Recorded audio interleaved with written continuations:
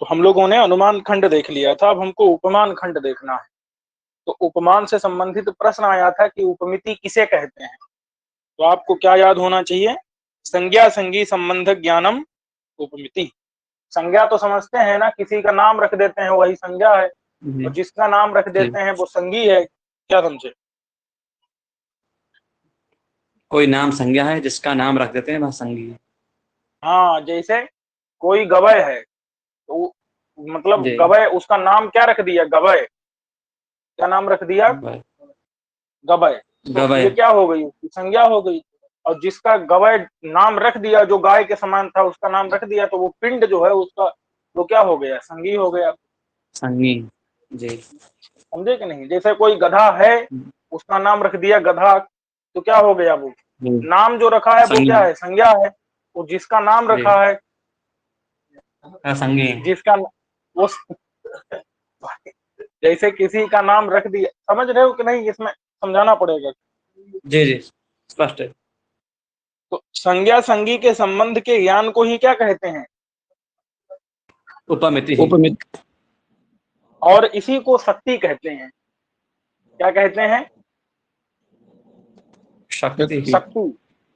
शक्ति शक्ति। अरे शक्ति लक्षणा नहीं सुना है? जी जी सुना है। तो उसी में क्या आता है जो है शक्ति ही उपमिति। क्या है ये? उपमिति जो है ना, वो शक्ति का ही एक जो है भेद है। जी। समझे कि नहीं? ये शक्ति ही है, आप इसे समझ लो। शक्ति ज्ञान ही क्या है? उपमिति है। और उपमिति के करण का क्या नाम है? उपमिति के करण का नाम क्या है? उपमान। उपमान। उपमिति का करण होता क्या है भाई? तो कहते हैं ज्ञान। जब हम एक पिंड की समानता को देख करके दूसरे पिंड को समझ जाते हैं, पहचान लेते हैं, उसी को क्या कहा जाता है? सादृश्य ज्ञान। सादृश्य ज्ञान जो है उपमान। समझ रहे हो कि नहीं? जैसे किसी के तुल्य हमने कोई वस्तु, जैसे गाय हमने देखी, तो गाय के तुल्य जो है गवय को भी हमने जाकर के समझ लिया। इसी को तुल्यार्थक प्रमाण कहते हैं, सादृश्य प्रमाण कहते हैं। ये आपसे प्रथम प्रश्न पत्र में पूछा जाता है। समझे कि नहीं? प्रथम प्रश्न पत्र बनाने वाले को जो है उपमान बड़ा प्रिय है, अनुमान भी बहुत प्रिय है, और प्रत्यक्ष से छोटा मोटा पूछता है। लेकिन उपमान से जो है पूछेगा सादृश्य प्रमाण, किसमें आता है? तो ये उपमान के अंतर्गत आता है। सादृश्य प्रमाण समझ रहे हो कि नहीं? सादृश्य मतलब किसी के तुल्य। तो हमने गाय को देख करके और उसके तुल्य, बोलो भाई, गवय को हमने समझ लिया। तो सादृश्य ज्ञान मतलब समानता का ज्ञान, इसी को, यही क्या है? उपमिति का करण उपमान है। उपमिति क्या है? संज्ञा संगी के संबंध ज्ञान को उपमिति कहते हैं। अब देखो, हम आपको बताए थे कि अगर करण होगा तो कुछ व्यापार भी होगा तो फल भी होगा। क्या समझे? तो व्यापार क्या है? तो लिख दिया है, अतिदेश वाक्यार्थ का स्मरण ही व्यापार है, अवान्तर व्यापार है। समझे कि नहीं? और फल क्या है? उपमिति फल है, अतिदेश वाक्यार्थ का स्मरण अवान्तर व्यापार है, और सादृश्य ज्ञान जो है वो करण है। तीनों चीजें पता चल गई कि नहीं? तीन चीजें कौन कौन सी? जी। अब कोई पूछे ये अतिदेश वाक्य ये कौन सी बला है, ये किस चिड़िया का नाम है? तो ऐसा है, अतिदेश वाक्य कहते हैं कि जैसे गाय है वैसे ही, यही अतिदेश वाक्य है। क्या समझे? जी जी। बोलो क्या समस्या? अतिदेश वाक्य आपसे पूछे, अतिदेश वाक्य अर्थ स्मरण व्यापारी क्या है, तो क्या बताना है? कि जैसे गाय है वैसे ही अतिदृश्य ज्ञान है, यही अतिदेश वाक्यार्थ स्मरण अवान्तर व्यापार है। क्या समझे? यही क्या है? अतिदेश वाक्यार्थ स्मरण अवान्तर। अतिदेश वाक्यार्थ स्मरण अवान्तर व्यापार यही है। जी। क्या? कि गो सदृशो गवया। बोलो बोलो, इसको तभी आएगा। क्या? गो सदृशो गवया। यही क्या है? अतिदेश वाक्यार्थ स्मरण अवान्तर व्यापार यही है, यही है। क्योंकि इसमें जी। अतिदेश किया जा रहा है, मतलब कि समानता बताई जा रही है। अतिदेश का मतलब क्या होता है? समानता बताना। जी। अतिदेश मतलब समानता। समानता बताना, क्या समझे? जी। समानता देश का साथ साथ। तो व्याकरण जानने वालों को पता होगा कि सूत्र कई प्रकार के होते हैं। कौन कौन से होते हैं पता है किसी को व्याकरण शास्त्र में? संज्ञा च परिभाषा च विधिनियम एव च भूय अतिदेशोऽधिकारश्च षड्विधम्। सूत्रलक्षणम्। क्या? अतिदेशोधिकारश्च चतुर्विधम सूत्र लक्षणम। षड्विधम्। षड्विधम गुरुजी। षड्विधम ना? जी। हाँ, तो उसमें आता है, अरे फिर से बताओ भाई, हम भूल गए। संज्ञा, संज्ञा च हाँ रुको, परिभाषा संज्ञा मतलब वही किसी का विधिनियम। नाम उम रखना, जी। यही संज्ञा संज्ञा जी। संबंध ज्ञानम, यही संज्ञा है। जी। और परिभाषा क्या है? परिभाषा का मतलब है जब लड़ाई झगड़ा हो जाए तो जाकर के वहां पर एक विशेष बात को व्यवस्था करना। कह करके और उनका निर्णय कर देना। जी। परिभाषा आती है अनियमे नियम कारिणी परिभाषा, नियम कारणी यहाँ परिभाषा। पर। जी। समझे कि नहीं? जी। जैसे तो जैसे यथासंख्य मंदेशा बहुत सारी परिभाषाएं हैं। और क्या है? संज्ञा च परिभाषा च विधिर। ये भी आपका वो अकेला था अब विधि सूत्र पता है कि नहीं? जैसे इको, घर वालों को। इको एणच क्या है? अच्छा, विधि सूत्र है। हाँ, वृद्धिरादैच। भक्तों तो क्या अकेला नहीं दिख रहा तुमको बाबू? विधि सूत्र है। हेलो संज्ञा वृद्धिरादैच सूत्र क्या है। है? संज्ञा संज्ञा सूत्र है। हम्म,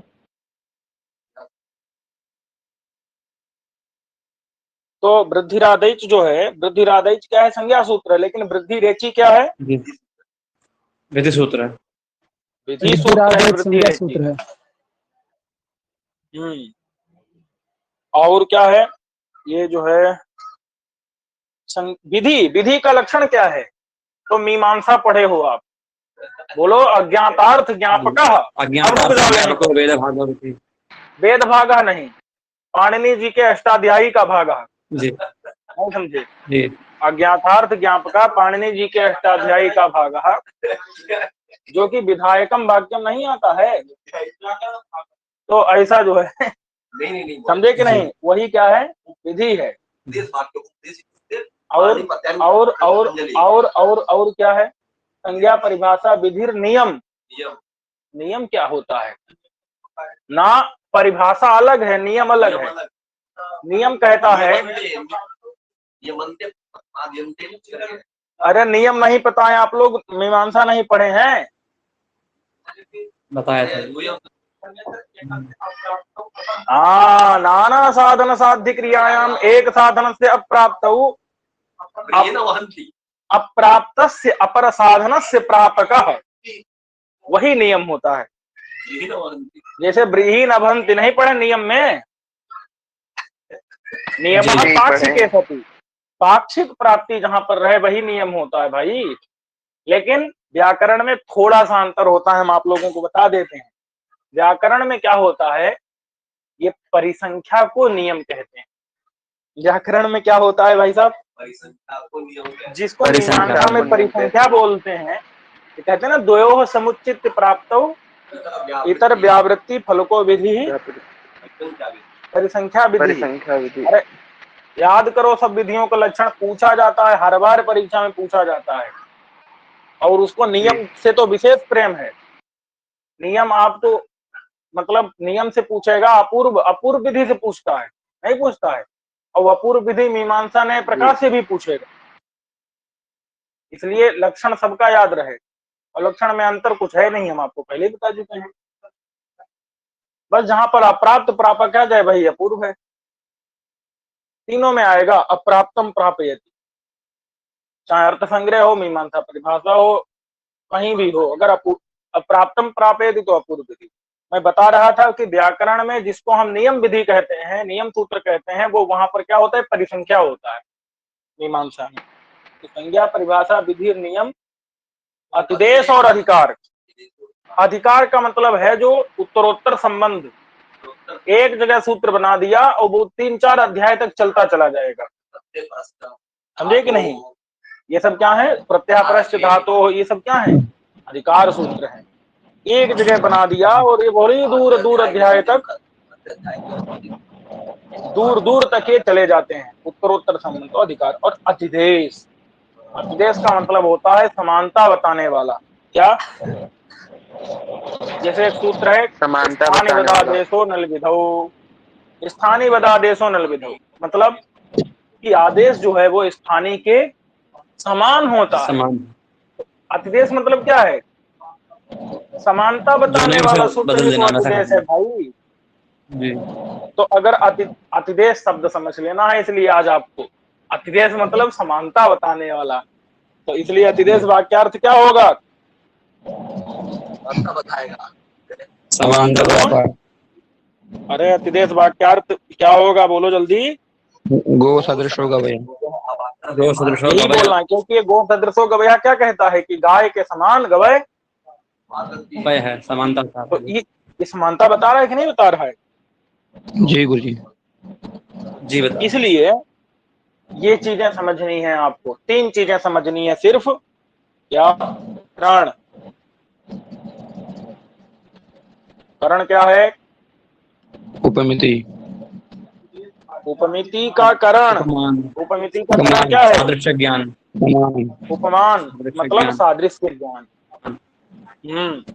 और फिर आते हैं किसमें? अवान्तर व्यापार में। तो अवान्तर व्यापार क्या है? गो सदृश होगा भैया। अतिदेश वाक्यार्थ स्मरणम, अतिदेश वाक्यार्थ स्मरण मतलब गो सदृशो गवया। गवया। गवया। दोनों चीजें बोलनी है आपको, गो सदृशो गवया और जी। अतिदेश वाक्यार्थ स्मरण, ये अवान्तर व्यापार है। फिर हम आपसे जी। पूछेंगे, ये तो, अरे भाई, ये तो व्यापार हो गया, और फिर आता है क्या? फल। तो फल क्या है? फल है उपमिति। फल क्या है भैया? उपमिति। हाँ, उपमिति। सादृश्य ज्ञान उपमिति थोड़े होता है। उपमिति क्या होता है? संज्ञा संगी संबंधक ज्ञान उपमिति होता है भाई। फल, फल। फल होता है उपमिति। तो उपमिति क्या है? संज्ञा संगी संबंधक ज्ञानम। उपमिति। उदाहरण जैसे असौ गवय शब्द वाच्य, गवयः गवय शब्द वाच्य। समझे कि नहीं? ये क्या है? गवय शब्द वाच्य है। ये जो सामने खड़ा पिंड है, ये सब क्या है? गवय जी। शब्द से वाच्य है। बात समझ में आई कि नहीं? जी। ये तो गाय बनाने की जरूरत है क्या? एक बार बनाई थी, आप लोगों को याद होगा। जी तो नहीं भाई, तो चलिए ठीक है, तो ऐसे ही गवय भी बनता है, समझ गए कि नहीं? तो इसलिए वो सब जी। नहीं करना है, आपको समझ लेना है। नहीं भाई चलिए उसको छोड़िए। तो उपमिति करणम उपमानम आप लोग अच्छे से समझ गए हैं। के करण को उपमान कहते हैं। जी। इसमें उपमिति फल है, उपमान का ही दूसरा नाम है सादृश्य ज्ञान, जो कि करण क्या है? सादृश्य ज्ञान, समानता। और उपमिति का लक्षण क्या है? संज्ञा संगी संबंध ज्ञानम। ज्ञानम उपमिति है। अवान्तर व्यापार का लक्षण क्या है? अतिदेश वाक्यार्थ स्मरणम। अवान्तर व्यापार यहाँ पर है, उपमिति का ही व्यापार हो। और फल क्या है? ये देखो, हाँ, गो सदृशो गवया, कहाँ गया? गो सदृशो गवया। और उसके बाद में असौ गवय शब्द वाच्य, यही क्या है? उपमिति। यही उपमिति है, और इसी को कहते हैं संज्ञा संगी संबंधक ज्ञान कहते हैं। देखिए, तथा ही कि कश्चित गवय पदार्थम अजानन, कोई आदमी है वो गवय पदार्थ को जानता नहीं है, तो उसने क्या किया? कुतश्चित आरण्यकाद पुरुषाद, किसी जंगली आदमी से उसने क्या कर लिया? पूछ लिया। क्या पूछ लिया? कि भैया ये गवय कैसा होता है? तो उसने बता दिया कि गो सदृशो गवया, गाय के समान गवय होता है। हैं?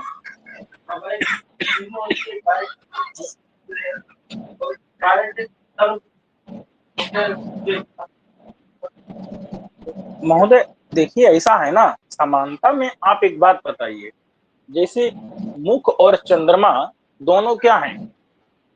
सदृश हैं। हाँ जी, हाँ जी, बोलिए। चंद्रमा तो उबड़ खाबड़ है, चंद्रमा में तो कलंक है, इसमें तो नहीं है। चंद्रमा तो जी। ठंडा है, चंद्रमा से तो प्रकाश निकलता है, इसमें से निकलता है क्या? तो समझने की बात यह है कि सादृश्य जो होता है वो पूरा पूरा नहीं मिलता है, यदि किंचित भेद रहता ही है, क्योंकि अगर अभेद कर दिया तो सादृश्य का लक्षण ही नहीं जाएगा।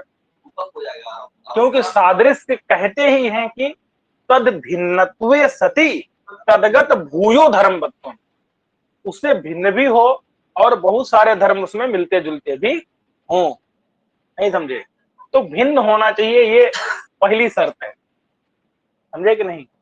लेकिन वैयाकरण कहते हैं ऐसा नहीं, तदगत भूयो धर्मवत्वम, इतना से काम चलेगा। समझे कि नहीं?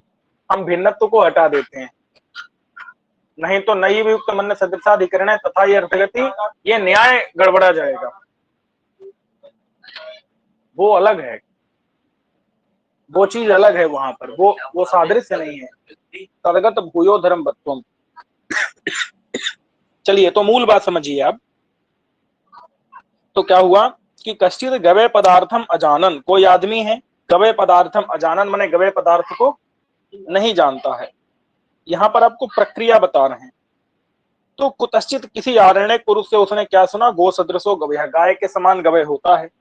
सुनकर के क्या हुआ? वनं गतः, वन में चला गया। तो गो सदृशम पिंडम पश्यन्, गाय के समान पिंड को पश्यन् माने देखते हुए, वाक्यार्थम स्मरति, उसको वही वाक्यार्थ याद वाला गो सदृशो याद आ गया। जब उसने देखा, गो सदृश जब गवय। गाय के समान देखा तो उसको याद आ गया, अरे गो के सदृश तो गवय होता है। तो तुरंत उसने समझ लिया कि यही है गवय शब्दवाच्य, असौ गवय शब्दवाच्य है। ये उपमिति उसको उत्पन्न हो जाती है। सादृश्य ज्ञान उपमान होता है जब उसने समान चीज को देखा ना, वही उपमान है। अरे भाई, गाय के समान गवय को देखा कि नहीं देखा? तो वो उपमान है। जो सादृश्य का ज्ञान हुआ ना, उसको समानता का जो ज्ञान हुआ, जब उसने जाकर के देखा ये तो गाय के समान है गवय, यही उपमान है। फिर उसको याद आई किसकी? कि गाय के समान गवय होता है। ये याद आना ही क्या है? व्यापार है। और फिर उसने समझ लिया कि यही गवय शब्द से वाच्य है, यही उपमिति है। सबसे पहले क्या करेगा? वो समान चीज को देखेगा। क्या करेगा? समान चीज को को देखा। तो जब देखेगा तब वो सादृश्य ज्ञान होगा कि नहीं? यही उपमान है। जी जी।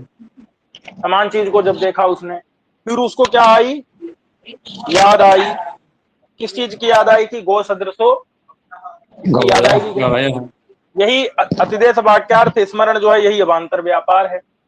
फिर उसने समझ लिया कि यही जो सामने खड़ा है, यही क्या है? गवय, गवय शब्द से वाच्य है, माने यही गवय शब्द का मतलब है, यही गवय है, यही गवय से समझ लो, यही गवय है, यही उपमिति हो गई।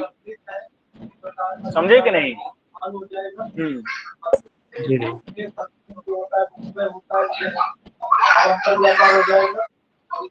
यही तीनों चीजें हैं। ये हो गया आपका करण, ये हो गया आपका व्यापार, और ये हो गया आपका फल। चलिए, अब देखते हैं हम शब्द को, शब्द प्रमाण को देखते हैं। तो भैया, कोई आप्त वाक्य जो आप्त बोल दे, आप्त अगर कोई वाक्य बोल दे तो वही वाक्य क्या होता है? शब्द नहीं होता, शब्द प्रमाण हो जाता है। शब्द प्रमाण कि नहीं? बोले आप्त होता कौन है? कहा आप्त वही होता है जो यथार्थ बोले।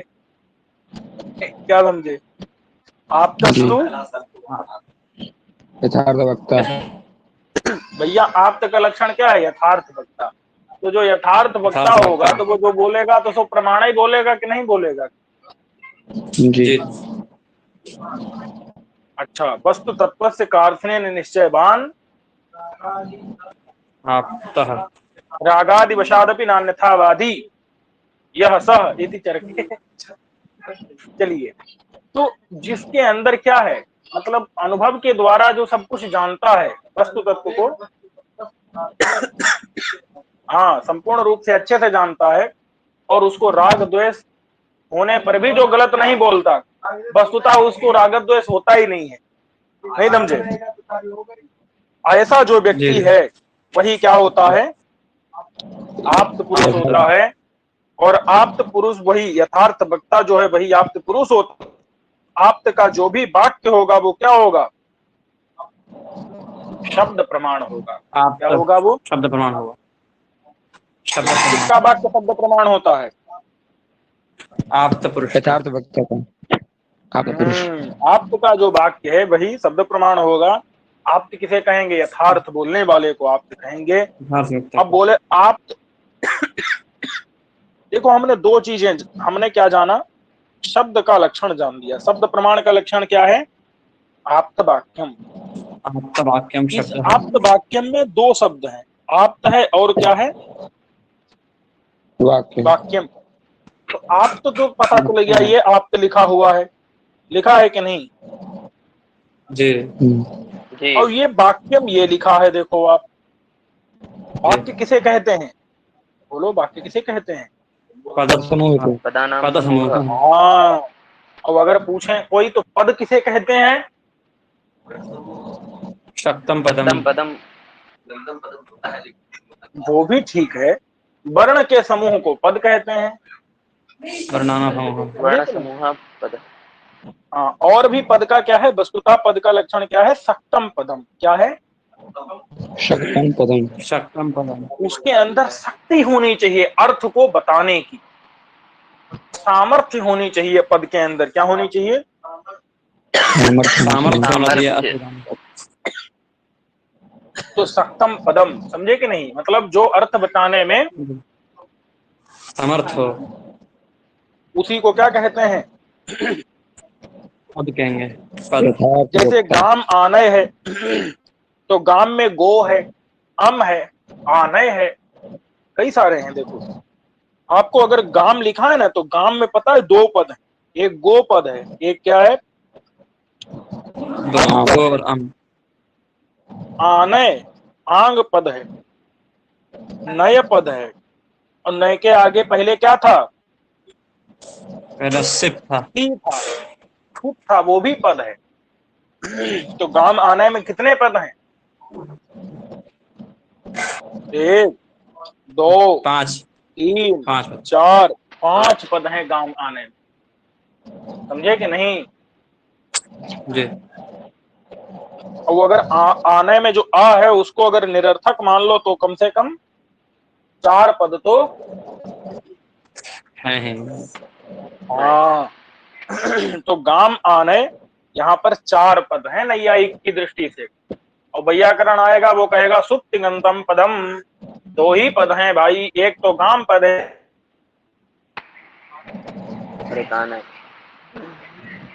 समझे कि नहीं? जी जी। करते हैं। तो सक्तम पदम, समझे कि नहीं? इसका मतलब है कि गो भी पद है, अम भी पद है। तो ये होता है पद का लक्षण। और पदों को मिलाकर के क्या बनता है? जैसे गाम आने, यहाँ पर पदों को मिलाकर के वाक्य बना दिया है। गाम आने मतलब गाय को लाओ। अब बोले सक्तम पदम का मतलब क्या है? जिसके अंदर शक्ति हो। क्या हो? शक्ति हो। जिसके अंदर शक्ति किसे कहते हैं? अपनी बात को सिद्ध करना को। शक्ति का लक्षण बताओ, तो कहा ये लक्षण देखो, लिख लो। अस्मात् पदात् अयम् अर्थो बोद्धव्यः।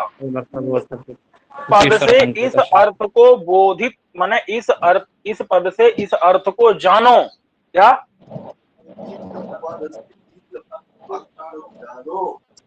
ये ईश्वर का संकेत ही शक्ति है। ईश्वर ने संकेत किया है। क्या किया है? कि घट पद से घड़ा अर्थ को जानो। ईश्वर ने क्या संकेत किया है? बोलो। घट से घड़ा जानो। घट से बोलो भाई। घट से ईश्वर ने एक घड़ा। अस्मात् पदात् अयम् अर्थो बोद्धव्यः इति ईश्वर संकेतः। ईश्वर ने संकेत किया है। जैसे ये अस्मात् पदार्थ तो सभी पदों के लिए है, एक एक पद के लिए बताओ। जैसे घट पद से घड़े अर्थ को जानो, पट पद से कपड़ा अर्थ को जानो, गो पद से शासनादिमान अर्थ को जानो। नहीं समझे? ये जी जी ईश्वर का संकेत जो है, ईश्वर की जो ये इच्छा है, इसी को क्या कहते हैं? शक्ति बोलते हैं, ईश्वर संकेत बोलते हैं। ईश्वर संकेत बोलते हैं, इसी को शक्ति बोलते हैं। अस्मात् पदार्थ अयम अर्थो, बहुत इस पद से इस अर्थ को जानो। जानो, समझो। समझे कि नहीं? यही क्या है। और अगर ईश्वर की इच्छा ना होती तो बताओ शक्ति होती? नहीं, अगर ईश्वर की इच्छा ना होती कि घट पद से घड़ा अर्थ समझा जाए, तो बताओ घड़े के अंदर, घट पद के अंदर शक्ति होती घड़ा अर्थ को बताने की? नहीं नहीं तो ये ईश्वर की इच्छा ही यहाँ पर शक्ति है भाई, काम कर रही है। जो घट पदार्थ घट अर्थ, बहुत घट पद से घट अर्थ का बोध हो पा रहा है। अगर ना होती ईश्वर इच्छा ये वाली कि घट पदार्थ घटार्थो बोधव्यः, तो हो पाता? नहीं हो पाता। इसलिए ईश्वर का संकेत शक्ति चाहिए, जरूरी है, तभी जाकर के बोध हो पाएगा। है? जी।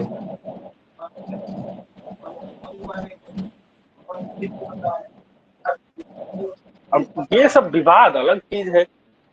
अब विवाद कोई करे, कोई कहे नहीं कुछ और है, कुछ और है, तो वो अलग बात है। तो ये ध्यान रखिएगा कि अगर आपसे पूछा जाए ईश्वर संकेत क्या है, तो बताना शक्ति है, बताना लक्षण, जैसे उसका जो है थोड़ा आकार बताओ, तो कहना अस्मात् पदार्थ अयम अर्थो। बोधव्यः। एक एक उदाहरण, तो जैसे घड़े घट पद से घड़ा अर्थ समझो, पट पद से कपड़ा अर्थ समझो। ये क्या है सब? यही है अस्मात् पदार्थ अयम अर्थो बोधव्यः का मतलब। और भाई साहब एक चीज, कि आपको कोई वाक्य बोल देने से ही केवल वाक्यार्थ का ज्ञान हो जाएगा क्या? नहीं होगा। नहीं होगा जी। हमने कहा गाम, वो 5 घंटे बाद बोले आने, तो होगा क्या? नहीं। प्रहर में, एक प्रहर में, उसके बाद दूसरे प्रहर में बोले क्या? काम, फिर बोले दूसरे प्रहर में आना है, तो होगा? बोध होगा? नहीं होगा। नहीं। हाँ, तो असहोच्चारिता नहीं होना चाहिए कि सहोच्चारिता नहीं होना चाहिए? बताओ। सहोच्चार। सह मतलब सामान्य, सह माने भाई साथ साथ में, और असहोच्चारिता नहीं मतलब कि साथ साथ में अगर उच्चारण नहीं करोगे तो पार पार में बोलोगे गामान इत्यादि पदों को, तो वो प्रमाण होंगे? नहीं होंगे। ना प्रमाणम, नहीं प्रमाण होंगे। सानिध्याभावात्, क्योंकि उसमें सानिध्य ही नहीं है। सानिध्य किसे कहते हैं? बताओ, सानिध्य किसे कहते हैं? बोलो। अरे भैया, हम जो अविलंबेन उच्चारणम सन्निधि होना चाहिए, पदों का विलंब उच्चारण। अविलंब उच्चारण मतलब बिना देर किए उच्चारण। ये नहीं कि 1 घंटे बाद 2 घंटे बाद बोल रहे हैं। समझ रहे हो कि नहीं? जी। अगर प्रहर प्रहर में असहोच्चारिता नहीं होंगे, साथ साथ में उच्चरित नहीं होंगे, तो गाम आने जो इत्यादि पद हैं वो प्रमाण होंगे क्या? प्रमाण मतलब उनसे कुछ पता चलेगा? नहीं पता चलेगा ना। प्रमाणम, सानिध्य नहीं है उनमें, सानिध्य नहीं है। और अगर मान लो कोई बोला गौरस्व पुरुषो हस्ती शकुनी मृगो ब्राह्मणा, तो क्या बोध हो रहा है यहाँ? बताओ। कुछ हो रहा है? कुछ नहीं हो सकता बोध भाई। क्योंकि इनमें आकांक्षा विरहात, कोई इनमें आकांक्षा ही नहीं है, एक दूसरे से कोई परस्पर आकांक्षा है क्या? नहीं है ना। प्रमाण नहीं होता। अरे पहले गाय बोले, फिर घोड़ा बोले, फिर पुरुष बोले, फिर हाथी बोले, फिर पक्षी बोले, फिर जानवर बोले, फिर ब्राह्मण बोले। ये क्या है भाई? समझे कि नहीं? गाय, घोड़ा, पुरुष, हाथी, और चिड़िया और जानवर और चिड़िया जानवर क्या था फिर? ब्राह्मण, कुत्ता बैल आदि। ये क्या है? शकुनिर मृगो ब्राह्मण, गौरस्वा पुरुषो हस्ति शकुनिर मृगो ब्राह्मण। ये किस पागल आदमी ने श्लोक बनाया भाई? नहीं समझे? गौरस्वा पुरुषो हस्ति शकुनिर मृगो ब्राह्मण।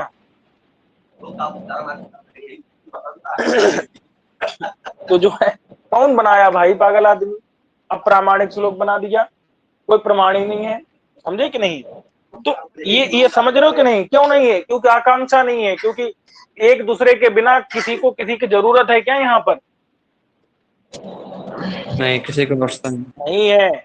और अगर हम कहें रामा ग्रामम गच्छति, इसकी बजाय रामा ग्रामम कहें तो गच्छति की जरूरत पड़ेगी कि नहीं पड़ेगी बाकी पूरा पूर्ति करने के लिए? जी, पड़ेगी। नहीं पड़ेगी। अगर हम कहें कि सा धनम ददाति, तो यहाँ पर सा धनम के आगे ददाति की जरूरत पड़ेगी कि नहीं वाक्य पूरा करने के लिए?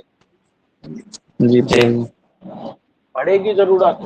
जब एक शब्द दूसरे शब्द के बिना अर्थ ही ना बता पाए, क्या वही आकांक्षा होती है।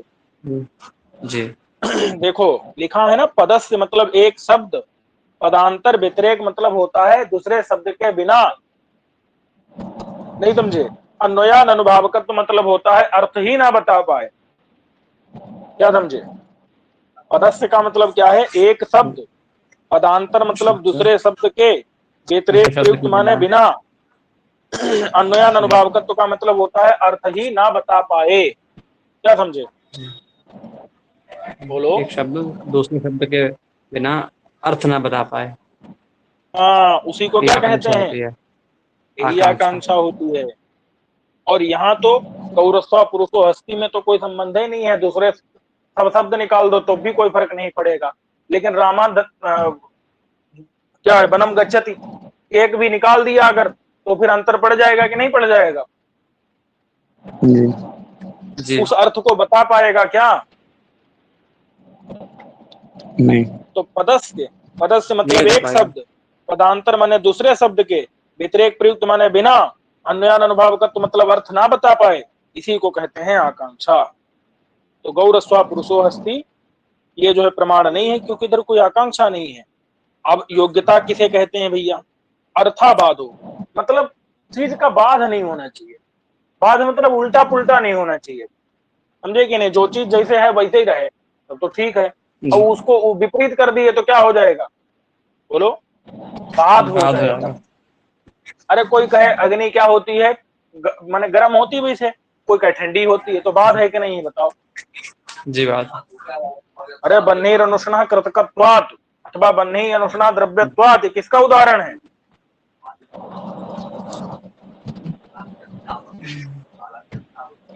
काला तेयापदिष्ट का, बाधित का उदाहरण भूल गए क्या? जी। अरे भूल जाते हो क्या भाई? हैं? अरे हेत्वाभास का उदाहरण तो याद कर लो कम से कम। अगर कोई कहे कि उत्पत्ति कालीन जो पृथ्वी है वो गंधवान है, तो बताओ ये बात ठीक है क्या?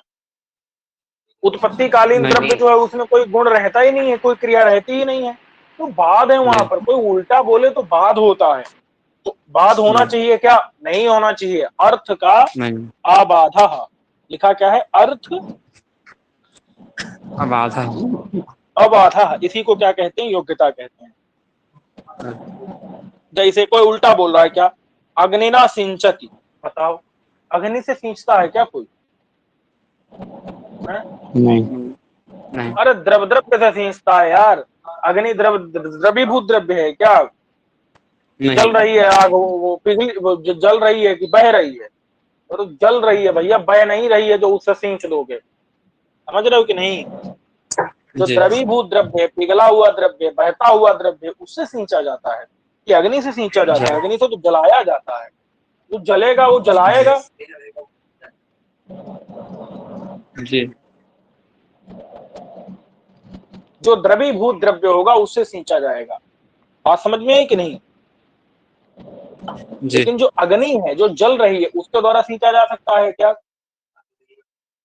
स्नेह जो होता है नहीं।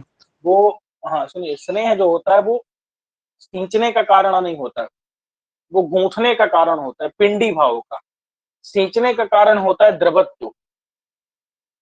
जैसे घी है, उसको क्या कर दिए, घी को क्या कर दिए, गरम कर दे, तेजस से गर्म ज्ञान। कर दिए, तो अब तो बताओ द्रव हो जाएगा कि नहीं हो जाएगा? क्योंकि द्रवत्व तो किसमें रहता है? जी पृथ्वी, जल, तेज, तीनों में रहता है। जी हम जी सींच पृथ्वी से भी सकते हैं, जल से भी सींच सकते हैं और तेज से भी सींच सकते हैं। क्योंकि पृथ्वी जब घी को पिघला देंगे तो वो पृथ्वी ही तो है, उससे सींच दो कुछ भी, क्या दिक्कत है? ऐसे तेज जी सुवर्ण है, उसको पिघला करके उससे सींच सकते हैं कि नहीं सींच सकते हैं? लेकिन जी पिंडी भाव करना वो जो है इसके बस में नहीं है। उसके लिए क्या होना चाहिए? हाँ, वो स्नेह होना चाहिए। नहीं, अच्छा, दूसरी चीज है, लेकिन अग्नि की बात करें, अग्नि का मतलब होता है जो जल रही है। सोना जो है वो अग्नि नहीं है, वो तेज है, अग्नि नहीं है। हम लोग तेज और अग्नि एक ही समझ लेते हैं, व्यवहार करते हैं। हाँ, आंख क्या है? आंख तेज है लेकिन आंख अग्नि नहीं है, समझे कि जी नहीं? सोना क्या है? तेज का ही एक रूप है, लेकिन वो अग्नि का मतलब क्या है यहाँ पर?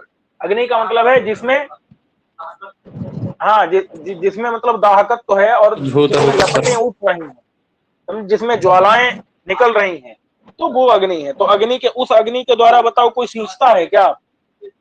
नहीं नहीं। नहीं सींचता है, उल्टा बोल रहा है। अर्थ का अबाधा नहीं है यहाँ, अर्थ का बाध ही है। इसलिए यहाँ पर जो लक्षण दिया है ना, योग्यता का क्या लक्षण दिया है? अर्थाबाद हाँ, ये लक्षण नहीं घट रहा है, अर्थ का अबाध नहीं है, बाध ही है। इसलिए यहाँ पर जो है अग्निना सिंचती, ये वाक्य प्रमाण नहीं होता, योग्यता विराट, योग्यता नहीं है। अब देखो वाक्य कितने प्रकार के हुआ करते हैं, वैदिक और लौकिक। वैदिक जो होता है वो ईश्वर के उक्त होने के कारण संपूर्ण ही प्रमाण देता होता है। है। कम ईश्वरोक्तत्वात्, वैदिक जो है वो ईश्वर के द्वारा है। और ईश्वर क्या है? ईश्वर परमाप्त है। ईश्वर क्या है? परम परमाप्त है। आपको परम आप्त है। वो कभी भी, झूठे नहीं होते, सत्य संकल्प, हाँ, सत्य वो है सदा। हमेशा यथार्थ बकता है भाई। इसीलिए उस, और लोग क्या होते हैं? आप्त होते हैं। पता चला कभी अनाप्त भी हो सकते हैं, लेकिन ईश्वर हमेशा क्या होता है? इसलिए उसको क्या कहते हैं? आप उसको परम परम आपको। आप्त परम कहते हैं। तो वो परम आप्त है, महेश्वर। इसलिए उसके द्वारा कही गई कोई भी चीज कभी भी कुछ भी अप्रामाणिक, नहीं होती इसलिए है। नहीं वैदिक है। जो है वह ईश्वर उक्त होने के कारण, ईश्वर के द्वारा कहे जाने के कारण सर्वम ए प्रमाणम, संपूर्ण ही प्रमाण है। लेकिन लौकिक वाक्य जो होगा वो आप्तोक्तम प्रमाणम, आप्त के द्वारा कहा गया है तब तो प्रमाण होगा। और जो अगर कोई हमारे जैसा कोई बोल रहा है भैया, तो वो सब क्या होगा? अप्रमाण होगा। समझे कि नहीं? नहीं समझ रहे हैं? जी अगर स्पष्ट है कोई जी। ऐरा गैरा नत्थु खैरा बोल रहा है तो क्या होगा? वो प्रमाण नहीं माना जाएगा। हाँ, वो अप्रमाण होगा। चलिए, वाक्यार्थ ज्ञानम शाब्द ज्ञानम। बोले वाक्यार्थ ज्ञान ये क्या चीज होती है? कहा शाब्द ज्ञान। शाब्द ज्ञान मतलब शब्द से उत्पन्न होने वाला ज्ञान। भाई अगर हम कोई वाक्य बोल रहे हैं तो आपके अंदर कुछ ज्ञान उत्पन्न हो रहा है कि नहीं हो रहा है? जी जी। जी तो वो क्या है? उसी का नाम क्या है? वाक्यार्थ ज्ञान। हाँ, क्योंकि वाक्य बोलने से, जब हम आप वाक्य बोलते हैं, आप सुनते हैं, आपके माने अंदर अर्थ की उपस्थिति होती है, फिर आपको एक ज्ञान होता है। तो ये सब चीजें क्या हैं? तो जब आपको ज्ञान हो जाता है उसी को क्या कहते हैं? वाक्यार्थ ज्ञान। क्योंकि वो वाक्य से हुआ और हमारे शब्द बोलने से हुआ है। क्योंकि वाक्य क्या है? शब्द ही तो है, इसलिए उसका दूसरा नाम क्या है? तत्करणम शब्द ज्ञान है। वाक्यार्थ ज्ञान का दूसरा नाम क्या है? शाब्द ज्ञान। शब्द ज्ञान। और शाब्दक ज्ञान को ही क्या कहते हैं? शाब्द बोध भी कहते कहते हैं। हैं। और उसका करण क्या है? शब्द ज्ञान का करण है शब्द। याद रखिएगा, शब्द ज्ञान का करण क्या है? शब्द ज्ञान का शब्द करण है। चलिए अब शब्द। देखिए, तो ये हम पता है क्या पढ़ रहे थे भैया? शब्द प्रमाण। हम ये पढ़ रहे थे, गुण पढ़ रहे थे। क्या पढ़ रहे थे? गुण। गुण याद है कि नहीं? जी। परिमाण, पृथक, संयोग, विभाग, परत्वापरत्व, गुरुत्व, प्रभुत्व, स्नेह, शब्द, बुद्धि। फिर बुद्धि के दो भेद कर दिए, स्मृति और अनुभव। स्मृति का लक्षण बता दिया, फिर अनुभव का लक्षण बता दिया, फिर अनुभव के भी दो भेद कर दिए, यथार्थ और अयथार्थ। फिर यथार्थ का लक्षण बता दिया। क्या कर दिया? यथार्थ का लक्षण बता दिया, फिर अयथार्थ का लक्षण बता दिया, फिर यथार्थ अनुभव के चार भेद कर दिए। कौन कौन से? प्रत्यक्ष, अनुमिति, उपमिति शब्द और शब्द। हाँ, उसके करण प्रत्यक्ष, अनुमान, उपमान और शब्द। यही बताने में क्या हो गया, यहाँ जो है पता चला अनुमान खंड, उपमान खंड, शब्द खंड आ गया। अब हमको लेकिन इसी से थोड़े हम भाई, यथार्थ अनुभव जैसे चार प्रकार का है, वैसे ही यहाँ जो अयथार्थ अनुभव भी तो है कि नहीं है? जी। ये कितने प्रकार का है? तीन प्रकार का है। ये तीन प्रकार का है। अयथार्थ अनुभव जो है वो जो अप्रमा है, अप्रमा मतलब अप्रामाणिक ज्ञान है, वो क्या है? तीन प्रकार का है। कौन कौन सा भैया? संशय, विपर्य, तर्क।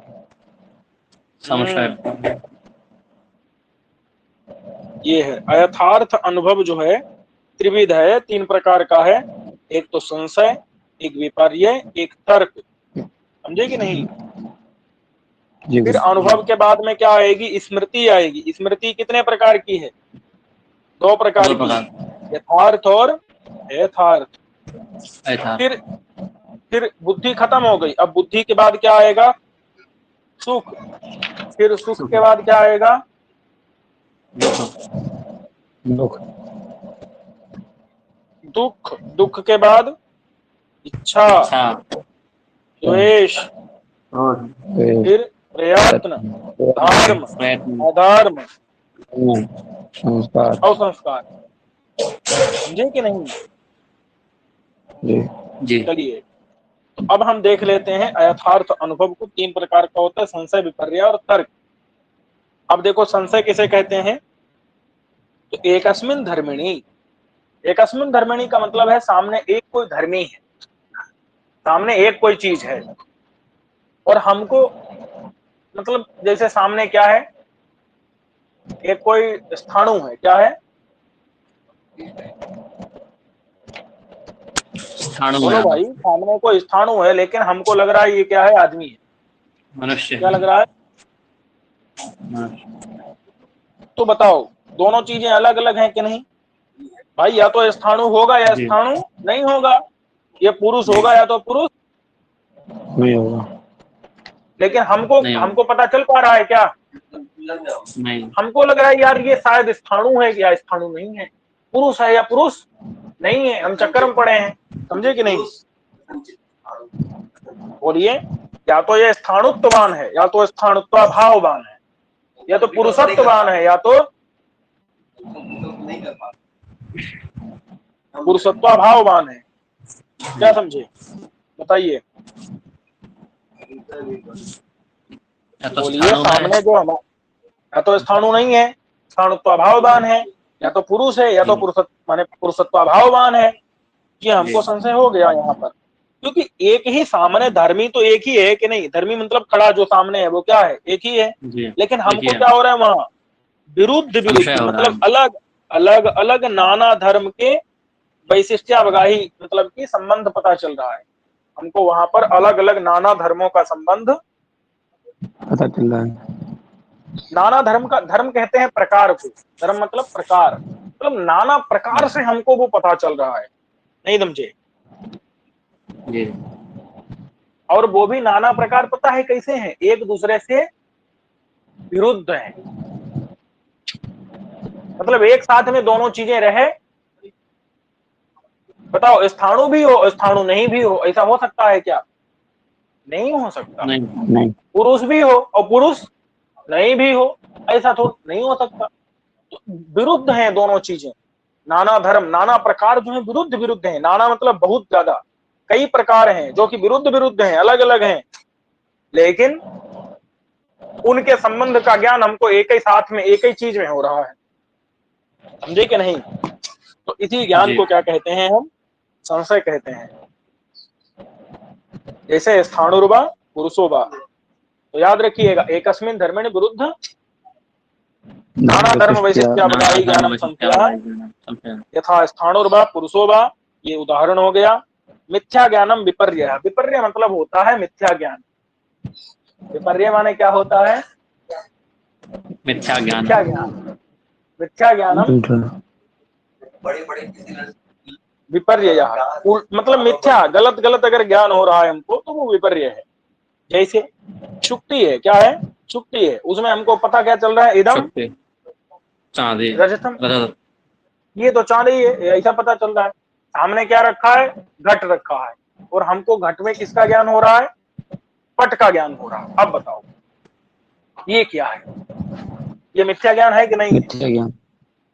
जी। भाई घड़े में कपड़े का ज्ञान होगा अगर, तो क्या होगा? मिथ्या ज्ञान होगा कि असली मिथ्या होगा? ज्ञान है। यही मिथ्या ज्ञान है। मिथ्या ज्ञान मतलब विपर्य, मतलब बुद्धि जब क्या हो जाती, घूम जाती, उल्टी हो जाती, समझे कि नहीं? दिमाग खराब हो जाता है, जी तो क्या हो जाता है आपको? मिथ्या ज्ञान होता है फिर। अच्छा एक बात बता दें, हमेशा सपने में कौन सा ज्ञान होता है? मिथ्या ज्ञान ही मिथ्या होता ज्ञान। है। और हमें एक बात बता देते हैं, सपने में हमेशा याद ही आती है, प्रत्यक्ष होता है कुछ, आंखें तो बंद रहती हैं आपकी। सपने में हमेशा क्या होता है? मिथ्या ज्ञान होता है, सपने ही आते हैं। वो भी स्मृति होती है क्या? कभी भी अनुभव नहीं होता है। नहीं होता। पहली बात तो स्मृति होती है, वो भी अयथार्थ स्मृति होती है। समझे कि नहीं? जी चलिए जी अब देखिए, तर्क। तर्क क्या है? तो व्याप्यारोपेण व्यापकारोपः। तर्क तर्क। आरोप, आरोप का मतलब है कि हमको पता है कि ये ऐसा ऐसा नहीं नहीं है। नहीं है। हमको पता है कि ऐसा नहीं है, और फिर भी हम कहें ऐसा है, तो क्या होगा? आरोप होगा। तर्क तर्क। आरोप। हमको पता है सामने वाला आदमी, बोलो बोलो, चोर नहीं है, तो स्थाणु फिर नहीं भी है। कहें चोर है। क्या कहा? चोर चोर है, स्थाणु तो ये क्या होगा? जी ये है मिथ्या। अरे स्थाणु भूल जाओ अब। ये बताओ, जी अगर सामने वाला आदमी, जैसे कोई भी कह लो, किसी को भी देख लेना, अपने सामने देखना किसी को जो बैठा हो, अब वो जी चोर नहीं है, फिर भी उसको क्या बोलो अगर? चोर चोर है। चोर है। तो ये क्या है? ये इसी को क्या कहते हैं? आरोप। तर्क तर्क। तर्क नहीं कहते बालक, इसको आरोप कहते हैं। आरोप। जी। तर्क तो दूसरी चीज है, तर्क तो बाद में बताएंगे, अभी पहले आरोप समझो। बोलो बोलो बोलो, क्या समझे? आरोप है। आरोप कोई आरोप व्यक्ति जो समझते हैं कि सामने नहीं? आरोप जी जी जैसे बताओ, आदेश और स्थानीय दोनों एक ही चीज होती है क्या? नहीं बोलो। गाय और गवय दोनों एक ही चीज होती है क्या? नहीं नहीं। नहीं। लेकिन हम कहें कि गाय की तरह ही गवय हो, क्या कहें? गाय की तरह गया। तो बताओ, ऐसा थोड़ा ही है। अरे गाय की तरह ही जी गवय थोड़े होता है, बहुत अलग है। लेकिन कह रहे हैं ऐसे आदेश है और स्थानीय है, तो बताओ आदेश और स्थानीय क्या होता है? अलग अलग होता है। हम कहें ना, जी वो तो स्थानीय की तरह ही आदेश होता है, तो गलत बात है कि नहीं है? जी। जी तो हम क्या कर रहे हैं? वहां जी। आरोप लगा रहे हैं। क्या कर रहे हैं? आरोप लगा रहे हैं। आरोप कर रहे हैं। आरोप तो लगा रहा समझना क्या है कि जहां जहां ये पता है, आदेश और स्थानीय का उदाहरण हम कहाँ दिए थे? हम समानता बताए थे, अदेशवाद। तो अतिदेश वाक्य जहां भी होते हैं भाई साहब, वहां पर पता है क्या होता है, वहां पर आरोप लगाया जाता है। क्या समझे? जी, आरोप किया जाता आपको अतिदेश वाक्य दो प्रकार से समझना है कि अतिदेश वाक्य पहली बात तो समानता बताते हैं, और दूसरी बात है कि आरोप वहां पर होता है। क्या होता है? है। आरोप। आरोप। इसलिए अतिदेश वाक्य को हम समानता बताने वाले वाक्य भी कहते हैं, और असलियत जो है वहां पर वस्तुतः क्या होता है कि आरोप वाक्य को अतिदेश वाक्य कहते हैं। क्या समझे? आरोप वाक्य को अतिदेश वाक्य कहा जाता है। हाँ, यही जो है असली लक्षण है किसका? अतिदेश वाक्य का। जैसे पीछे नहीं आता गो सदृशो गव्या, तो वो गो सदृशो गव्या क्या था? वो वास्तव में एक आरोप वाक्य था। समझे कि नहीं? जी। ऐसे स्थानीय बता ऐसा ये क्या है? आरोप वाक्य है। जी। इसके कारण हम आरोप कर लेते हैं, जैसे प्रकृतिवत विकृति ही कर्तव्य। कर्तव्य, प्रकृति की तरह ही विकृति याग भी करना है। तो ये क्या है यहाँ पर? अतिदेश वाक्य है, आरोप वाक्य है। देख नहीं, जो चीजें जी। प्रकृति में है वो हम विकृति में क्या कर लेते हैं? आरोपित कर लेते हैं, आरोप कर लेते हैं। कल्पना कर लेते हैं, मतलब है नहीं वास्तव में, फिर भी कर लेते हैं। यही चीज है। आरोप का मतलब समझ गए कि नहीं अच्छे से? जी। जी। चोर नहीं है उसको भी चोर कह देना, यही क्या है? आरोप। आरोप है। आरोप। तो हमको पता है कि हम गलत बोल रहे हैं, फिर भी बोल रहे हैं, यही आरोप है। अब अपराधी जब तक अपराध सिद्ध ना हो जाए तब तक वो आरोपी है, जब सिद्ध हो गया तो फिर अपराधी है। समझे कि नहीं? बोलो बोलो, समझे कि नहीं समझे? जी। चलिए अब हम समझेंगे तर्क क्या है। तो भाई साहब तर्क में आरोप लिखा है कि नहीं बताओ? यहाँ इधर भी आरोप लिखा है और इधर भी जी। आरोप। आरोप तो तर्क जान लेना। तर्क क्या है? तर्क वो है कि जानबूझ करके झूठ बोलना, यही क्या है? हम बता चुके हैं ना, आरोप आरोप मतलब क्या होता है?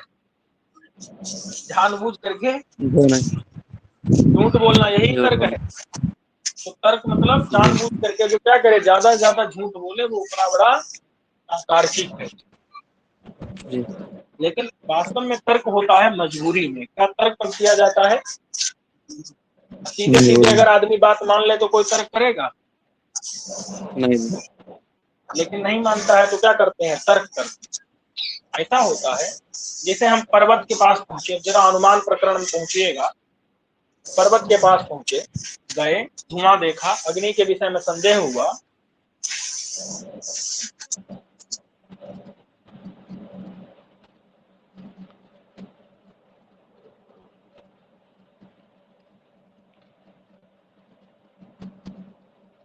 तो भैया हाँ, कहाँ पहुंचे थे? पर्वत के पास पहुंचे थे ना? हाँ, तो क्या हुआ? धुआं देखा, देख करके थोड़ा संदेह हुआ अग्नि की विषय, लेकिन धुआं देख करके हमको याद आया कि जहां जहां धुआं होता है वहां वहां आग होती है। और यहाँ पर भी जो है वही वाला धुआं जो है यहाँ पर भी है। वही वाला धुआं मतलब बन्ही व्यापक है और धुआं व्याप्त है। तो ये व्याप्त धुआं जो है, जब व्याप्त धुआं रहेगा तो व्यापक बन्ही भी यहाँ पर रहेगी। ये सब चीजें हमने देखी और हमने देख करके कहा कि चलो इसका मतलब है इस पर्वत पर भी जब व्यापक माने जब व्याप्त धुआं है यहाँ पर, तो फिर व्यापक बन्ही भी रहेगी कि नहीं रहेगी? बताओ, जहाँ व्यापक रहे, जहाँ व्याप्त रहेगा वहां व्यापक रहेगा कि नहीं रहेगा? जी रहेगा। तो यहाँ पर जब व्याप्त धूम रह रहा है तो फिर व्यापक बन्ही भी यहाँ पर रहेगी। तो हमने कहा पर्वत बन्ही वाला है। लेकिन कोई दुष्ट आदमी आया, क्या दुष्ट आदमी आया? कोई दुष्ट आदमी आया, क्या कहा? धुआं बन्हीर अस्त बन्हीरस्त, नहीं, धूमो अस्त बन्हीरमास्त। क्या बोला? मतलब धुआं है, बन्ही नहीं है। हाँ, नहीं धुआं है, नहीं धुआं हो, बन्ही नहीं हो। यहाँ अच्छा बन्ही जी। नहीं, धुआं तो हो, ठीक है, चलेगा, दिख रहा है आंखों से, बन्ही नहीं मानेंगे हम। तब हमको जानबूझ करके कहना पड़ेगा, यदि यत्र बन्हीर न स्यात् तर्हि यही तर्क का उदाहरण है। क्या है? यदि बन्हीर न स्यात् धूमोपिन अच्छा, हमको दोनों चीजें पता आच्छादित। है कि नहीं? हमको पता है कि यहाँ बन्ही भी है, हमको ये भी पता है कि यहाँ जी धुआं भी, है। लेकिन हम दोनों को नहीं नहीं बोल रहे हैं कि नहीं? हम कह रहे हैं कि बन्ही नहीं, जी धुआं भी नहीं, कह रहे हैं कि नहीं? यदि बन्ही नहीं तो, धुआं भी नहीं। धुआं भी नहीं। जबकि हमको दोनों चीजें पता है कि हैं कि नहीं। जी है। जी यही यही क्या है? तर्क है। यदि यहाँ आग नहीं होती, यहाँ धुआं भी नहीं होता, यही तर्क है। जबकि हमको दोनों चीजें पता है कि हैं, फिर भी हम क्या कह रहे हैं कि नहीं है, तो इसीलिए ये आरोप कहा जाता है। आरोप का मतलब क्या है? झूठी बात करना। मतलब बन्ही है फिर भी हम नहीं कह रहे हैं, फिर भी नहीं कह रहे हैं, तो क्या इसको क्या कहेंगे? तो इसीलिए आरोप कहेंगे। समझे कि नहीं समझे? जी और जब ये कह देंगे, और चूंकि यहाँ पर क्या है? धुआं अस्त, अतः अत्र बन्हीरपि अस्त। यहाँ धुआं है इसलिए बन्ही को भी मानना पड़ेगा। पड़ेगा। यदि बन्ही ना हो तो धुआं भी नहीं होता। धुआं है इसका मतलब बन्ही है, मानना पड़ेगा। अब कोई कह सकता है क्या कि धूमो अस्तु बन्हिर मास्तु? नहीं कह सकता, क्योंकि हमने तर्क दे दिया है। दे दिया। समझे कि नहीं? जी अब यहाँ पर दो बातें हमको और समझानी है। एक तो लिखा है व्याप्त और एक लिखा है व्यापक। तो हम आपको बता देते हैं कि यदि यहाँ पर आप क्या करिए, ये बन्हिर ना को इतना ही बचाइए, केवल हटा दीजिए थोड़ी देर के लिए। नहीं, ना को नहीं हटाना है।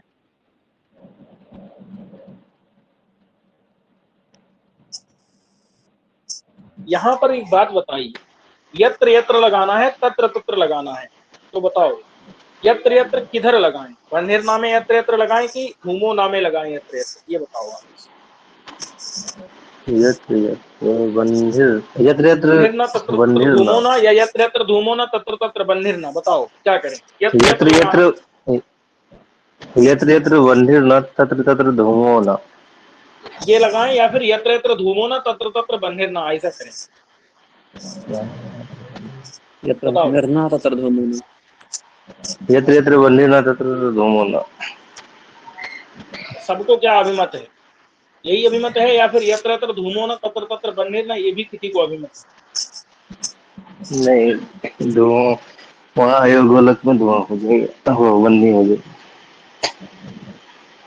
भाई यत्र यत्र धूमो ना, जहाँ जहाँ धुआं नहीं है, जैसे अयोगोलक में धुआं नहीं है। नहीं है। तत्र तत्र बन्हिर ना, वहां पर बन्ही नहीं है, तो बन्ही वहां तो बन्ही है। तो इसका मतलब इधर यत्र यत्र धूमो ना में नहीं लगा सकते, हमको बन्हिर ना में ही यत्र यत्र लगाना पड़ेगा। पड़ेगा। अब आपको एक बात बता देते हैं कि जिसमें यत्र यत्र लगा सकते हैं वही व्याप्य होता है। क्या? जिसमें यत्र यत्र लगा सकते हो जैसे यत्र यत्र धूमः तत्र तत्र वन्नी बन्ही, तो यहाँ यत्र यत्र किसमें लगाया हमने? बन्ही में इसका मतलब जहाँ यत्र जहाँ तो बन्ही आग में है लगाया। वहाँ वहाँ धुआं। अरे यत्र यत्र धूमः तत्र तत्र बन्ही बोल रहा हूँ भाई। यत्र यत्र धूमः तत्र तत्र बन्ही। बन्ही यहाँ पर यत्र यत्र धूम में लगाया, और जब हमने न लगा दिया तो यत्र यत्र बदल जाएगा, तब यत्र यत्र जी बन्हिर ना में लगेगा। समझे कि नहीं समझे? जी जी जी इसलिए अब व्याप्य कौन होगा? अब व्याप्य हो यत्र यत्र जहां लग सकता है वही क्या होता है? व्याप्य। व्याप्य। तो बन्हिर्ना में यत्र यत्र लगेगा, इसलिए बन्हिर्ना क्या होगा? व्याप्य। व्याप्य और क्या हो जाएगा? व्यापक हो व्यापक जाएगा। इसमें तत्र तत्र लग सकता है, वो क्या होता है? व्यापक व्यापक व्यापक होता है। होता है। इसलिए व्याप्य हुआ बन्हिर्ना, वो इसका हमने आरोप किया, इसके आरोप के द्वारा।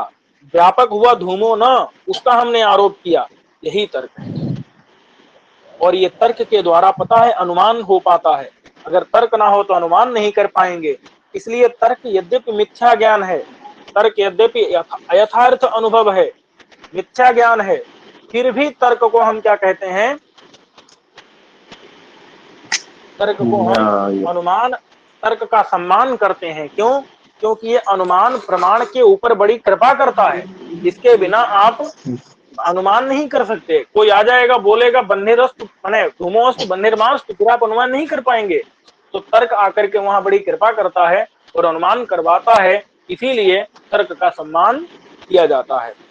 तर्क का एक महत्वपूर्ण स्थान है, समझे कि नहीं? जी। चलिए, अब है स्मृति रपि द्विविधा। स्मृति भी क्या है? दो प्रकार, दो प्रकार की है। कौन कौन सी? यथार्थ अयथार्थ। यथार्थ यथार्थ प्रमा कहते हैं यथार्थ अनुभव से जो उत्पन्न होगी, जन्य मतलब उत्पन्न होगी, वो यथार्थ स्मृति होगी। और अगर आपको अप्रमा मतलब गलत अनुभव हुआ है तो उससे अगर याद आएगी तो वो भी क्या होगी? गलत आएगी। नहीं समझे? जी जी प्रमा अप्रमा तो समझते हैं कि नहीं समझते हैं? जी। क्या प्रमा मतलब? यथार्थ अनुभव। ज्ञान। अगर आपको यथार्थ अनुभव हुआ है, अगर आपको यथार्थ, जैसे मान लीजिए मैं पढ़ा रहा हूँ, अगर मैं आपको यथार्थ पढ़ा रहा हूँ तो आपको कैसा याद आएगा? स्मृति कैसी होगी आपको? फिर स्मृति माने याद कैसी होगी?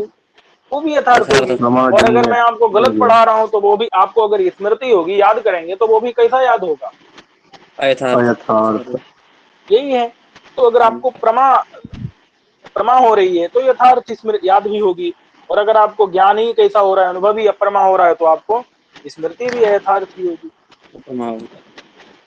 कहते हैं भैया, तो जो सर्वेषाम सभी लोगों को अनुकूलतया वेदनीय मतलब अपने अनुकूल लगे, सब लोगों को जो अच्छा लगे उसी को क्या कहते हैं?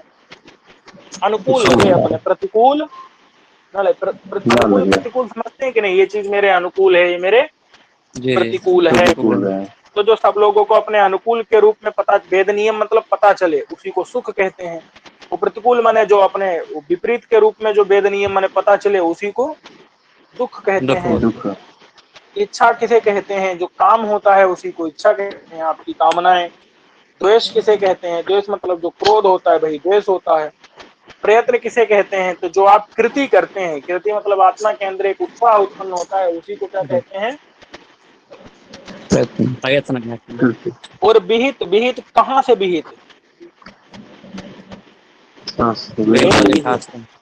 वेद में विहित अगर कर्म करोगे तो उससे क्या मिलेगा आपको? जन्य। उससे जन्य माने उत्पन्न होगा धर्म। और अगर आप निषिद्ध कर्म करोगे, वेद में निषिद्ध कर्म करोगे, तो उससे जन्य क्या होगा? उससे क्या उत्पन्न होगा? अधर्म उत्पन्न होगा। हाँ, अब बुद्धियादयः, बुद्धि इत्यादि, अष्टौ माने 8 विशेष गुण। सिर्फ आत्मा के अंदर ही ये 8 विशेष गुण होते हैं। ये पहली बात तो बुद्धि इत्यादि 8 विशेष गुण है। दूसरी बात, सिर्फ कहाँ रहते हैं? आत्मा मात्र। कौन कौन है भैया ये बुद्धि इत्यादि? बुद्धि, सुख, दुख, इच्छा, द्वेष, प्रयत्न, धर्म, अधर्म। देखो बुद्धि तो ऊपर आ ही चुका है, बुद्धि तो पहले आ ही चुका है। और बुद्धि के बाद गिनो, बुद्धि 1, सुख 2, दुख 3, इच्छा 4, द्वेष 5, प्रयत्न 6, धर्म 7, अधर्म 8 हो गए। ये 8 हो गए। और सुख के पहले बुद्धि थी, समझे कि नहीं? जी। तो ये सब क्या है? बुद्धि इत्यादि। ये 8 विशेष गुण हैं। सिर्फ आत्मा के अंदर ही ये 8 रहते हैं और ये विशेष गुण हैं। और इसमें भी जो बुद्धि और इच्छा और प्रयत्न, ये 2 टाइप के होते हैं। क्या? बुद्धि, इच्छा और प्रयत्न क्या होते हैं? ये 2 प्रकार के। कौन कौन से होते हैं? नित्य और अनित्य। ये नित्य किसके होते हैं? ईश्वर के। और जीव के क्या होते हैं? ये अनित्य। जीव समझ रहे हो ना? अरे हम आप क्या है? सब जीव हैं। हमारी बुद्धि, इच्छा और प्रयत्न क्या है? सब अनित्य। वो ईश्वर का क्या होता है? बुद्धि, इच्छा और प्रयत्न ईश्वर का नित्य होता है भैया। अच्छा सुनो, ईश्वर में सुख रहता है कि नहीं? नहीं। नहीं रहता है। ईश्वर में दुख रहता है कि नहीं? नहीं रहता। नहीं रहता है। ईश्वर में इच्छा रहती है कि नहीं? नहीं, इच्छा है, इच्छा है। रहती है, क्योंकि ये लिखा है बुद्धि, इच्छा और प्रयत्न, ये तीन जो हैं जीव और ईश्वर दोनों में रहते हैं। ईश्वर के नित्य होते हैं, जीव के अनित्य होते हैं। ईश्वर के अंदर क्रोध या द्वेष रहता है क्या? नहीं रहता। नहीं, ईश्वर के अंदर नहीं। कृति अथवा प्रयत्न रहता है जी। रहता है, जी। क्योंकि बताया ना तीन चीजें यहाँ, बुद्धि, इच्छा और रहता है। प्रयत्न हाँ, ये रहते हैं। अब ईश्वर के अंदर धर्म रहता है कि नहीं? नहीं, नहीं रहता है। नहीं रहता। ना ईश्वर के अंदर धर्म रहता है, और इसीलिए ईश्वर के अंदर ना सुख धर्म। भी नहीं होता। अगर नहीं धर्म रहता करेगा तभी है। तो सुख मिलेगा। ईश्वर कोई धर्म नहीं करता, जी। इसलिए उसको सुख नहीं मिलता। तो ईश्वर कोई अधर्म भी नहीं करता, इसलिए उसको दुख भी नहीं मिलता। नहीं मिलता है। समझे कि नहीं समझे? जी। जी जी।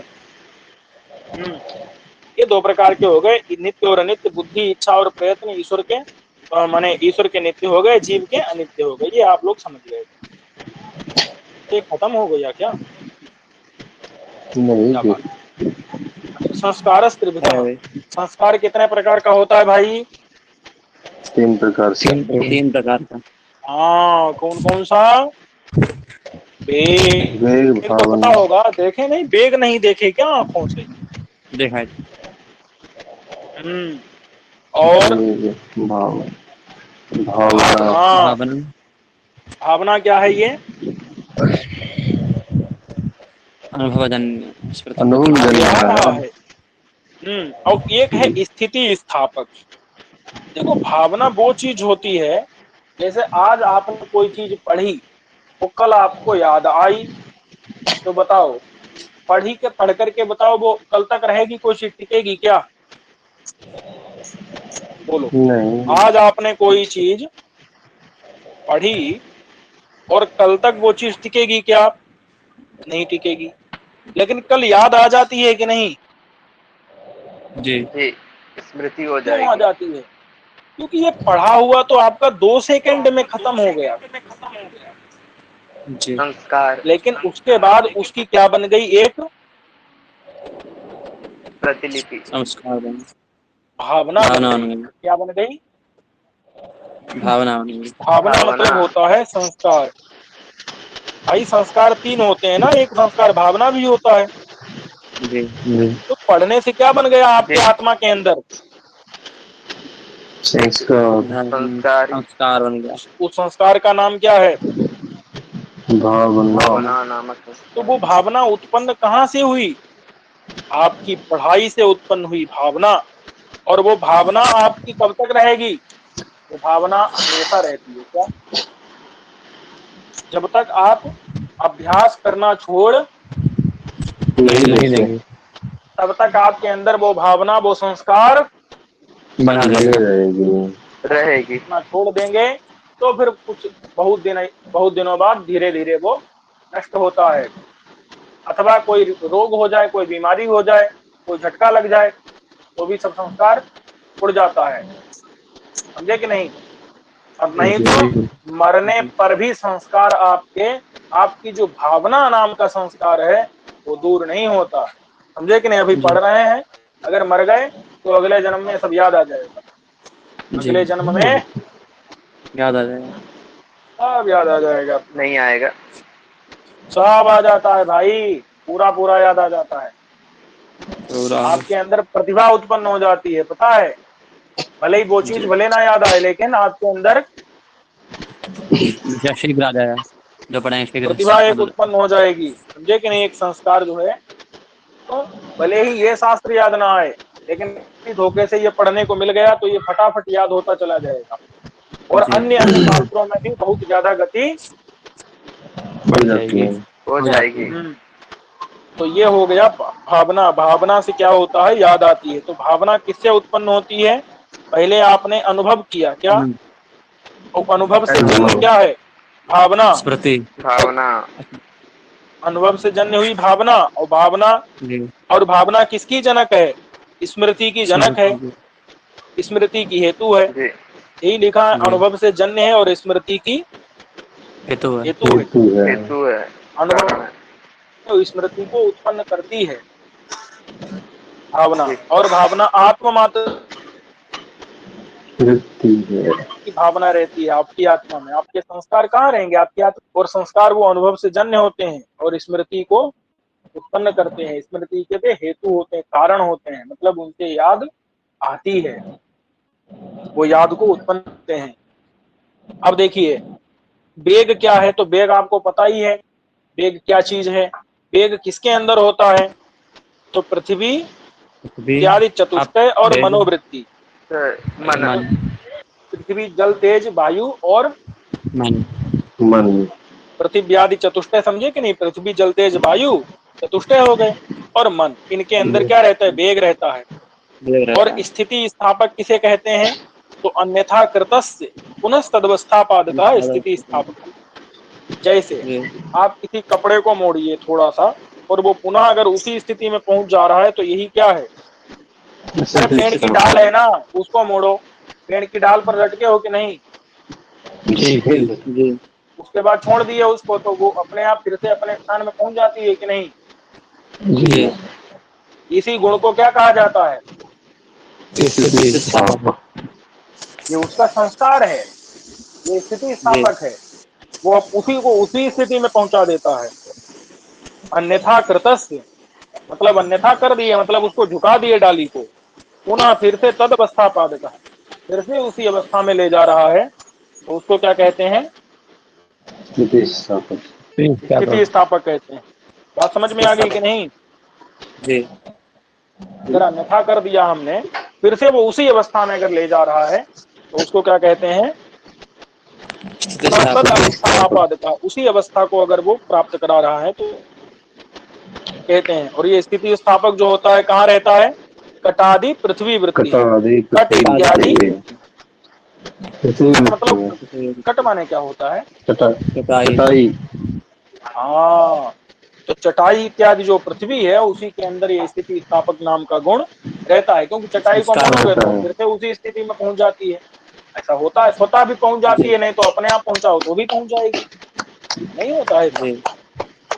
जी, जी जी। चलिए, अब आता है गुण, कर्म,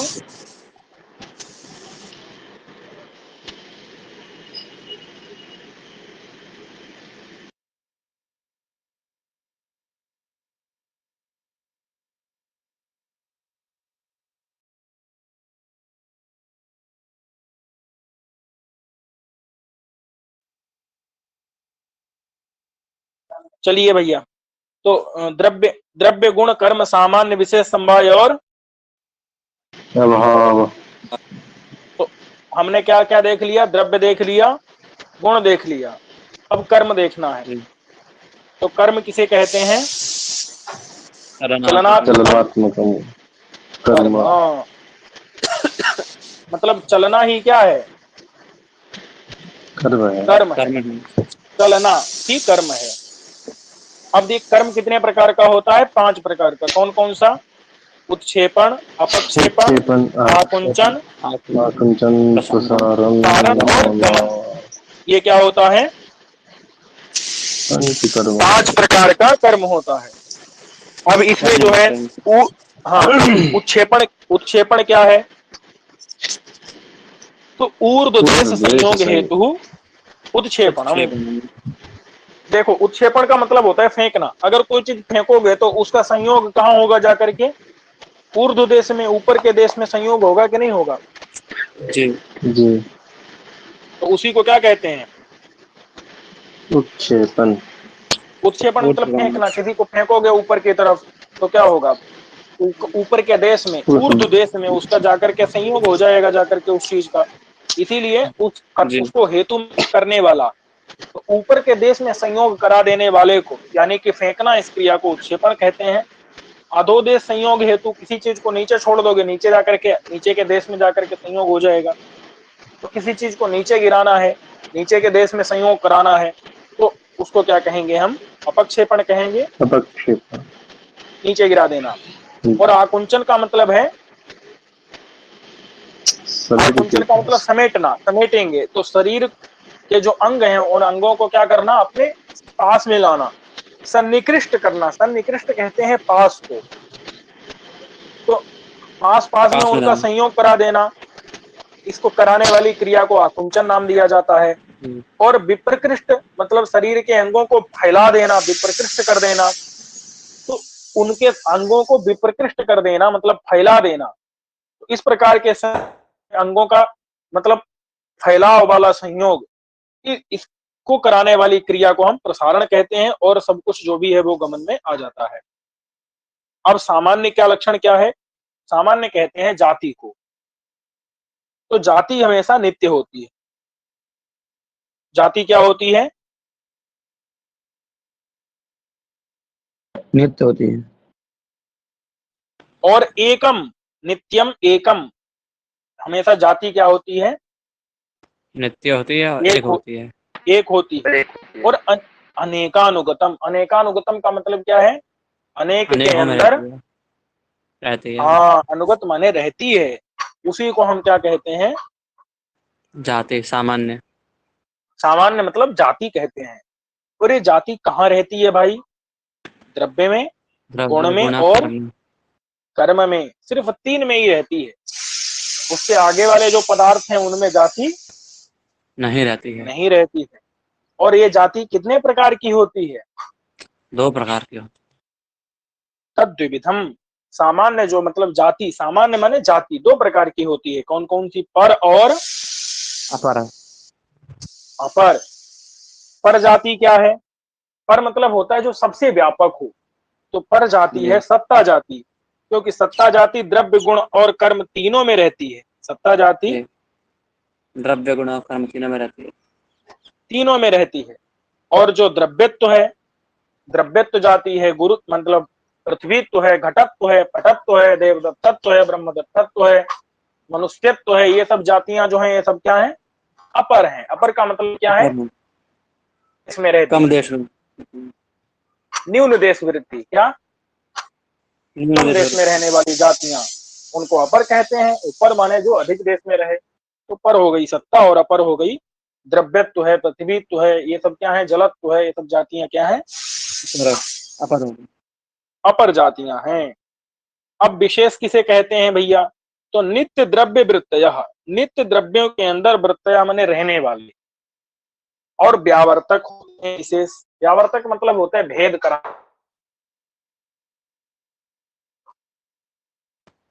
जी। भेद कराने वाले। जैसे एक नित्य दूसरे नित्य द्रव्य से भिन्न है। क्यों? विशेष होने के कारण। उसके अंदर क्या है? विशेष है। इसीलिए एक नित्य द्रव्य दूसरे नित्य द्रव्य से भिन्न है। नित्य द्रव्य कितने होते हैं ये बताओ? कौन कौन से होते हैं नित्य द्रव्य? तो पृथ्वी, जल, तेज, वायु के सभी नित्य परमाणु, और आकाश, काल, दिशा, आत्मा, आकाश काल दिक मन मन ये सब क्या होते हैं? नित्य द्रव्य होते हैं। और इनके अंदर वृत्तया माने वर्तमान होते, व्यावर्तक यानी भेद कराने वाले होते हैं कौन? विशेष नाम का पदार्थ। विशेष अब जो है पदार्थ। नित्य संबंध को क्या कहते हैं? समवाय, आयु सिद्ध समवाय। और ये समवाय किनके अंदर रहता है? अयुत सिद्ध वृत्ति, मतलब अयुत सिद्ध के अंदर रहता है। रहता है। रहता समवाय है। कहाँ रहता है? अयुत अयुत सिद्ध। सिद्ध में, अयुत सिद्धों में रहता है। अब बोले भाई अयुत सिद्ध क्या होते हैं? तो कहा ययोर द्वयोर मध्य, जिन दो के मध्य में एकम, एक। जब तक विनाश की अवस्था को न पहुंच जाए तब तक अपराश्रितम एव अवतिष्ठते, दूसरे के आश्रित ही रहता है। तो अयुत सिद्ध, उसी को अयुत सिद्ध कहते हैं।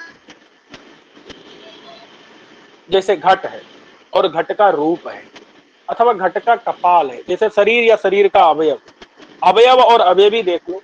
जैसे शरीर और शरीर जब तक बताओ क्या नहीं हो जाता है? विनाश नहीं हो जाता एक का, तब तक दूसरे के आश्रित ही रहता है ना। जी। जब तक किसी का विनाश नहीं हो जाता तब तक दोनों एक दूसरे के आश्रित रहते हैं। रहते हैं। ऐसे गुण गुणी है। तो गुण गुणी में बताओ, गुण जब तक गुणी का विकास विनाश ना हो जाए, घट का जब तक विनाश ना हो जाए, तब तक घट का रूप उसके साथ में लगा रहेगा कि नहीं लगा रहेगा? गुण। जी लगा रहे।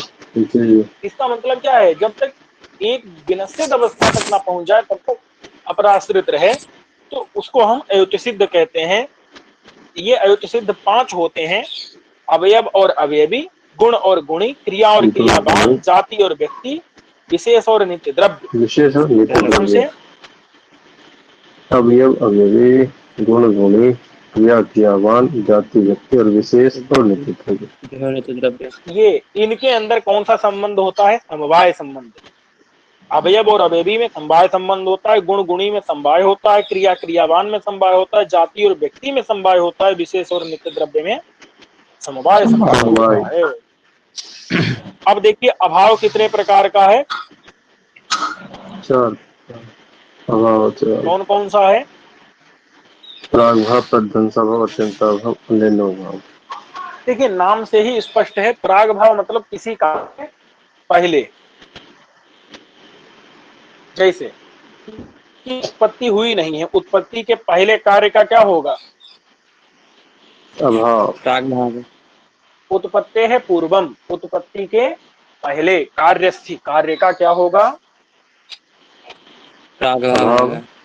प्राग भाव होगा, क्योंकि उत्पत्ति हुई नहीं कार्य की, तो पहले पहले उसका क्या होगा? प्राग भाव होगा कि नहीं होगा? जी। किसी भी कार्य का प्राग भाव होगा कि नहीं? उत्पत्ति के पहले कार्य का क्या होगा? प्रागभाव। और अब बताओ ये प्राग भाव कब से है? जैसे अभी मान लो हमारे सामने घड़ा बनने वाला है, तो अभी घड़े का क्या है? प्रागभाव है। प्रागभाव है। तो ये प्राग भाव अब कब से है? आज से है, कल से है, परसों से है, कब से है? ये अनादि काल से है। कब से है?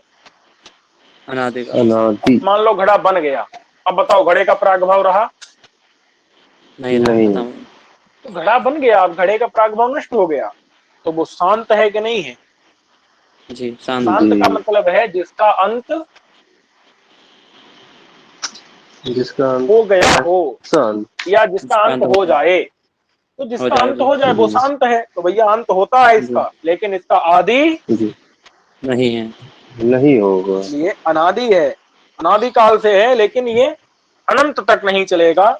ये तो शांत है, अभी घड़ा बन जाएगा तो घड़े का प्राग भाव नष्ट हो जाएगा। अब आते हैं प्रध्वंसा भाव। ये किसी भी कार्य की उत्पत्ति के अनंतर होता है, नहीं समझे?